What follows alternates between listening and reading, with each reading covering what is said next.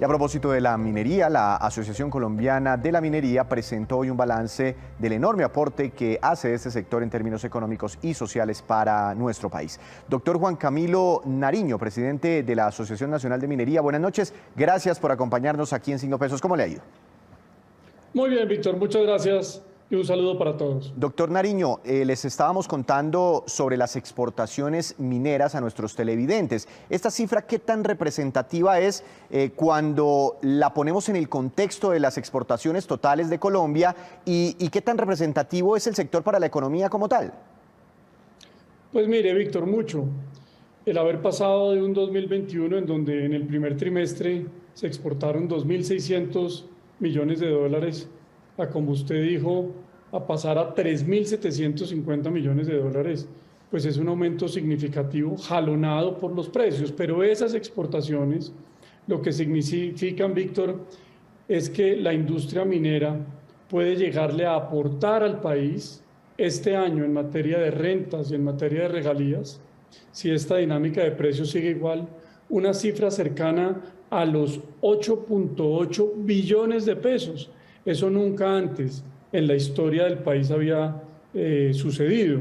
Es decir, este año la industria minera le va a aportar a los colombianos en renta y en regalías 8.8 billones de pesos. Quienes critican al sector hablan de, sí, se generan unos recursos muy importantes, pero dicen algunas personas críticas que ese sector no genera muchos empleos. ¿Qué cifras tiene usted?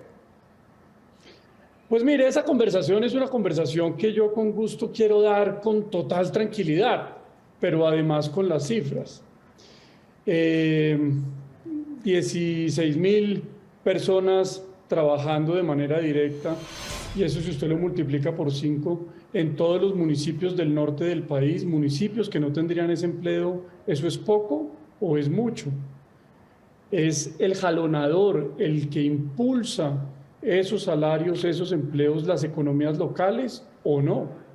Y si usted lo pone eso en el ámbito nacional, pues son casi una cifra cercana en toda la industria minera entre empleos directos e indirectos, casi 850.000 familias y personas que trabajan vinculadas a la industria minera. Cuando estamos hablando de minería colombiana, ¿nos estamos refiriendo únicamente a carbón o cómo está compuesta esa canasta? No, sin duda no. Carbón, por supuesto, es muy importante.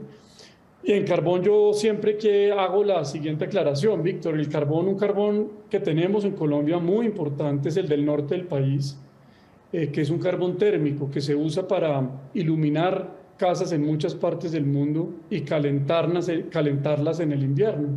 Pero también tenemos otro carbón con una conversación completamente distinta a la del cambio climático en la cual estamos inmersos, que es el carbón metalúrgico que se produce en Boyacá, en Cundinamarca, en los Santanderes. Y es un carbón que básicamente se usa para transformarlo y hacer acero y así llevar desarrollo a muchas regiones del mundo que lo necesitan. Y pues por supuesto esas cifras que le doy involucran el carbón térmico, el carbón metalúrgico, somos el tercer exportador de carbón metalúrgico, pero también oro y también níquel, también esmeraldas y todos los otros minerales que Colombia produce.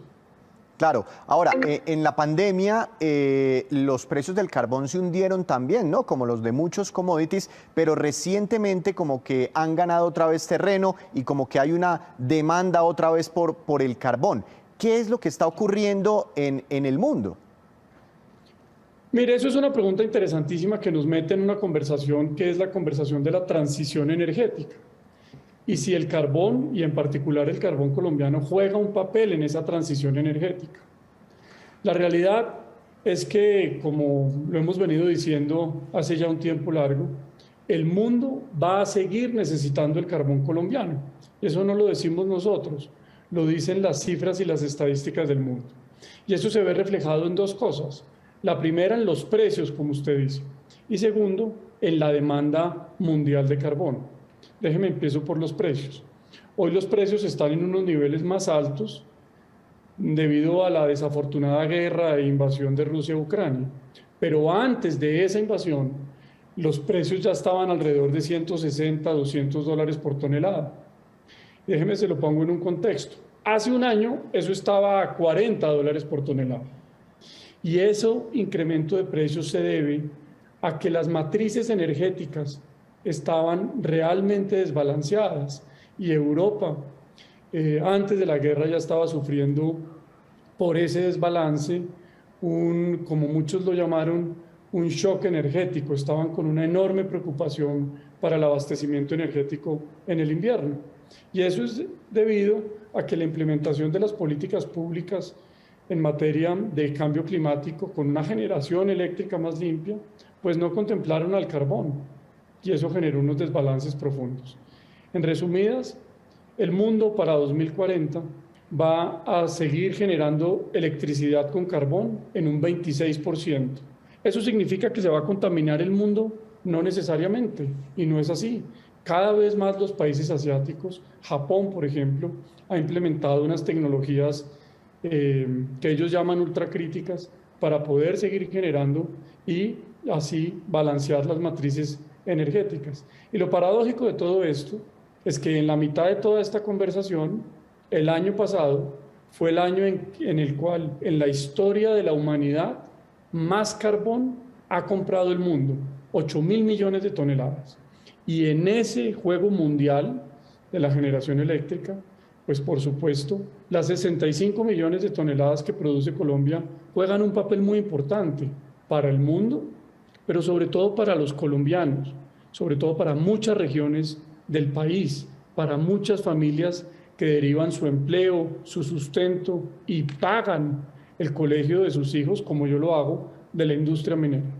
Ahora, ¿cuál es la petición o el llamado que hacen ustedes al próximo presidente, el que sea, y particularmente al candidato que aparentemente, según dicen las encuestas, tiene mayores probabilidades en este momento de llegar a la Casa de Nariño, teniendo en cuenta que el doctor Gustavo Petro, pues está en contra de esta actividad, del petróleo y puntualmente, particularmente del carbón? Mire, yo creo que ahí hay una conversación de la transición energética que pues este sector ha venido impulsando, liderando de mucho tiempo atrás.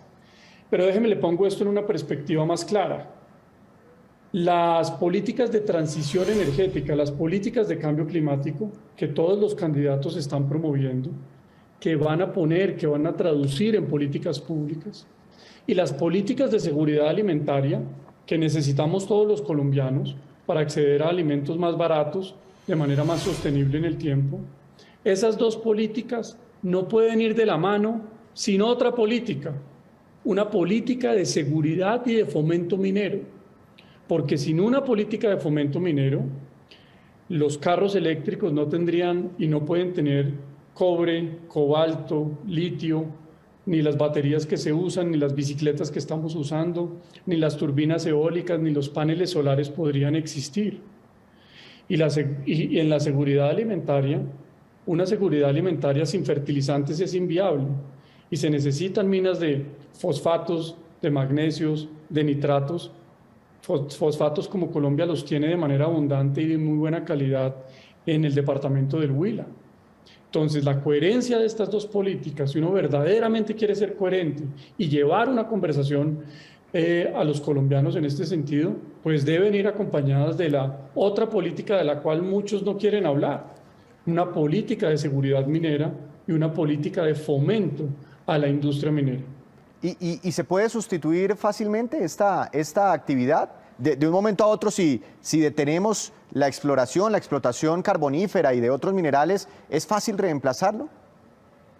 Bueno, pues mire, eso es una pregunta muy interesante. Déjeme se la respondo comparándola con otros sectores económicos. En los últimos años, en promedio, la industria no ha aportado 8.8, que es una cifra coyuntural, sino en promedio ha aportado 5 billones de pesos anualmente al fisco colombiano.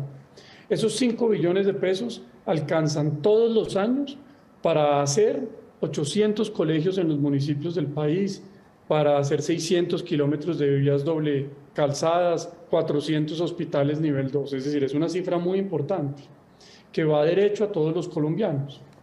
Si uno quiere reemplazar esas rentas, el impuesto de renta y las regalías que paga la industria minera, tendría que de un momento a otro multiplicar, por ejemplo, por 6 el agro colombiano y la ganadería colombiana.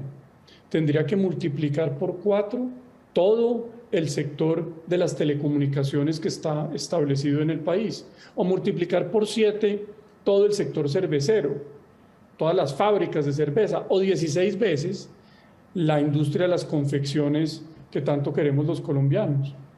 Y si uno habla en materia, dijéramos, de los impactos económicos que tiene estas comparaciones, pues también habría que tener una conversación honesta en relación del impacto ambiental que tiene multiplicar por 6 toda la agricultura y toda la ganadería en el país, para que pague las mismas rentas, para que pague los mismos recursos, porque sí lo que no podemos tener es una conversación sin los dos lados de la moneda.